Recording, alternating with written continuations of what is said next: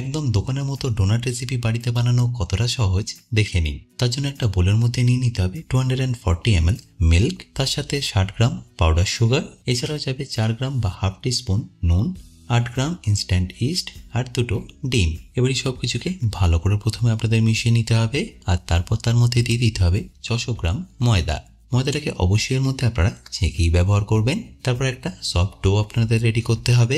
যখনই দেখবেন একটু মাখা হয়ে গেছে তখন এর মধ্যে অ্যাড করে দিন 60 গ্রাম বাটার। তারপর সেটাকে আপনাদের ঠিক আমি যেভাবে মাখছি সেইভাবে এটাকে মেখে নিতে হবে স্ট্রেচ করে করে।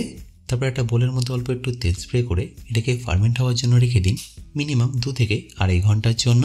2 থেকে আড়াই ঘন্টা পরে দেখুন এটাকে সুন্দরভাবে ফার্মেন্ট হয়ে গেছে।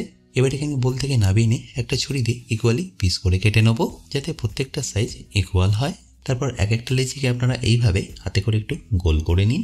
তারপর হাতে করে বা একটা গ্লাসের পেছন দিয়ে এইভাবে একটু ফ্ল্যাট করে রেস্টিংয়ে রেখে দিন মিনিমাম 45 মিনিটের জন্য, যাতে এটা আরো ভালোভাবে ফার্মেন্ট হয়ে ফুলে যায়। তারপর একবার ভালো করে ফ্লাফি হয়ে গেলে কাটার না থাকলে এরকম একটা বোতলে ছিপি দিয়ে কেটে নিয়ে ডাইরেক্টলি ফ্রাই করে নিন।